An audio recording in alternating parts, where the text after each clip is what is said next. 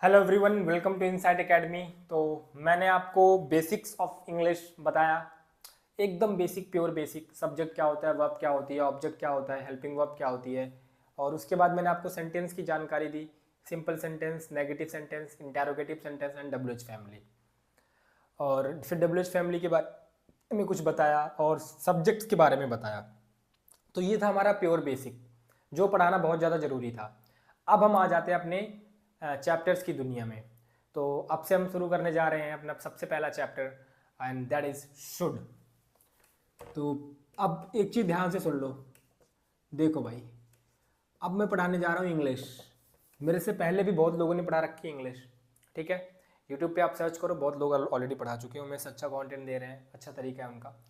But वो उनका तरीका है, ये मेरा तरीका है, पहली चीज़। दूसरी चीज़, आपको इंग्लिश नहीं आती ना बोलने, आप दूर हो, मेरे से कोर्स नहीं ले सकते हो, कोर्स नहीं ले पा रहे हो, किसी का भी कोर्स नहीं ले सकते हो, आपको प्रॉब्लम है। मैं वीडियोस डाल रहा हूँ, आप इन वीडियोस को अपना टारगेट बनाओ कि मुझे इन वीडियोस को देखना है, इन वीडियोस के थ्रू मैंने इंग्लिश सीखनी है, ठीक है।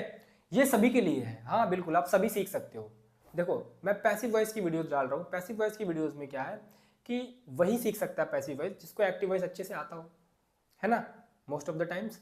बट यहाँ क्या है, यहाँ मैं फिर से एकदम जीरो से पढ़ाना ही शुरू कर रहा हूँ, एकदम जीरो से।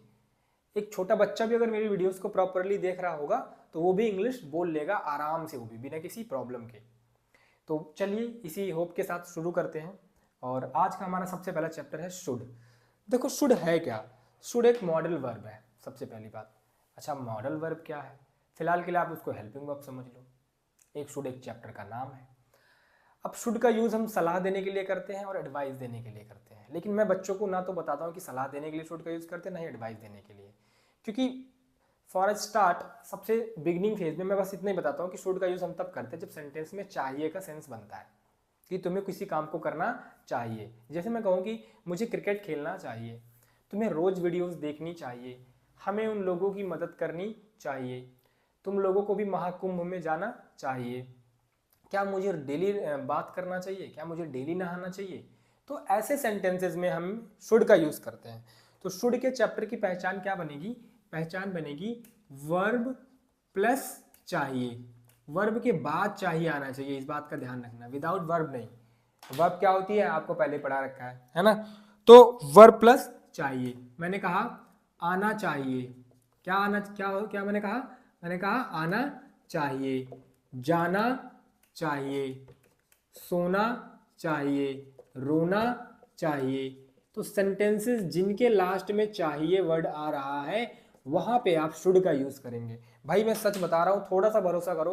आप कुछ नहीं आता था आपको इंग्लिश में, आपने सिर्फ वीडियोस देखी, आप सिर्फ इन वीडियोस की बेसिस पे आप लिटरली सेंटेंस ट्रांसलेट कर पाओगे, जो आपने कभी सोचा नहीं होगा, वो भी संभव है।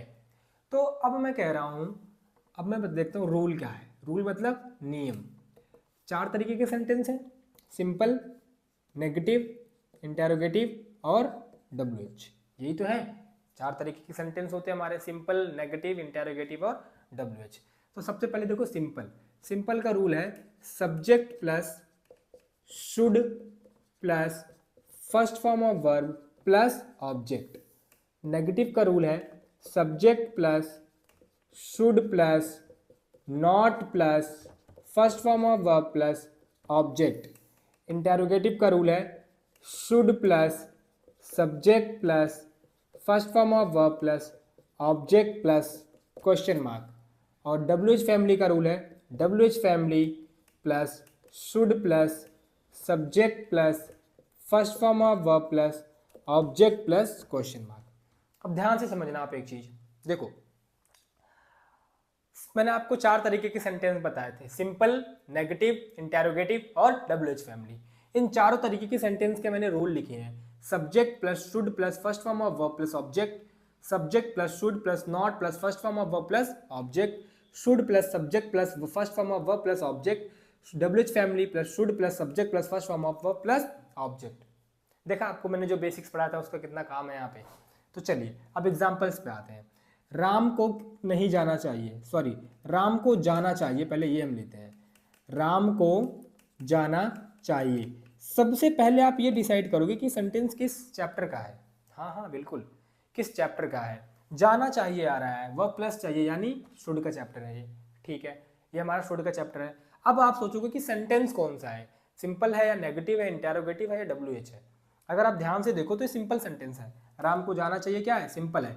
सबसे पहले क्या आएगा, सब्जेक्ट। सब्जेक्ट क्या होता है, जो काम को करता है, काम कौन कर रहा है यहाँ पे, राम, तो क्या लिख दो चुपचाप, राम। राम, अब क्या लिखना है, शुड, हाँ हाँ रूल देखो ना, शुड, तो राम शुड। अब क्या लिखना है, वर्ब की फर्स्ट फॉर्म, वर्ब क्या है, जाना, जाने को क्या बोलते हैं, गो, तो राम गो है, फर्स्ट फॉर्म है हमारी, राम शुड गो। अब क्या आना है, ऑब्जेक्ट, क्या कुछ बचा इसमें से, नहीं बचा, तो इसकी इंग्लिश क्या हो जाएगी, राम शुड गो। हमारा पहला इंग्लिश का सेंटेंस बन गया इस तरीके से। अब मैं अगर कहूं कि राम को नहीं जाना चाहिए, मैंने उसमें नहीं लगा दिया, तो नेगेटिव सेंटेंस हो जाएगा। तो वो कैसे बनेगा, ध्यान देना, सब्जेक्ट राम होगा, तो राम, फिर क्या आएगा, शुड आएगा, तो राम शुड। अब क्या आएगा, नहीं के लिए नॉट आएगा, राम शुड नॉट, वर्ब आएगी गो, राम शुड नॉट गो। अच्छा, अब अगर मैं कहूं क्या राम को जाना चाहिए, अगर मैं ये कहूं कि क्या राम को जाना चाहिए, अच्छा अगर क्या आगे आ गया तो कौन सा चैप्टर है, सॉरी वो कौन सा सेंटेंस है, वो है इंटेरोगेटिव सेंटेंस। और इंटेरोगेटिव सेंटेंस का रूल क्या कह रहा है कि पहले क्या आएगा, पहले शुड आएगा, फिर सब्जेक्ट आएगा, फिर वर्ब आएगी, फिर ऑब्जेक्ट आएगा। तो क्या राम को जाना चाहिए, तो पहले क्या आएगा, शुड आएगा, शुड, फिर सब्जेक्ट, सब्जेक्ट क्या है, राम, शुड राम, और वर्ब क्या है, जाना, गो, शुड राम गो। क्या आपको समझ में आ रहा है, नहीं आ रहा है, नहीं आ रहा है, एक बार फिर से सुनो ध्यान से। मैंने कहा कि शुड नाम का एक चैप्टर जो हम पढ़ने जा रहे हैं, जिसकी पहचान है वर्ब प्लस चाहिए, यानी वाक्य के अंत में लास्ट में क्या आना चाहिए, चाहिए आना चाहिए। तुम्हें खाना खाना चाहिए, मुझे इंग्लिश बोलनी चाहिए, मुझे रोज वीडियोस अपलोड करनी चाहिए। और फिर मैंने इसके सेंटेंस के 4 पार्ट में बांटा था, सिंपल, नेगेटिव, इंटेरोगेटिव और WH फैमिली, और मैंने इसके रूल्स आपको लिखवा दिए। अब सिंपल के लिए हम सिंपल का रूल फॉलो करेंगे, नेगेटिव के लिए नेगेटिव का, ऐसे ही इनको रूल फॉलो करने। अब एग्जांपल्स ले लो, राम को जाना चाहिए, राम को जाना चाहिए सेंटेंस है कौन सा, सिंपल है, तो पहले सब्जेक्ट आएगा, तो राम आ गया, फिर शुड आएगा, शुड आ गया, वर्ब आ गई, गो आ गया, राम शुड गो, ठीक है। अच्छा, अब हम कुछ और एग्जांपल्स करते हैं, आप इसे नोट कर लो फटाफट से, क्योंकि एग्जांपल्स करना बहुत ज़्यादा जरूरी है, अदरवाइज आपको चीज़ें क्लियर नहीं होगी। एग्जाम्पल सच में बहुत ज़्यादा जरूरी है, आप अपने आप से भी जितना एग्जाम्पल्स बना पाना बनाते रहना, ठीक है।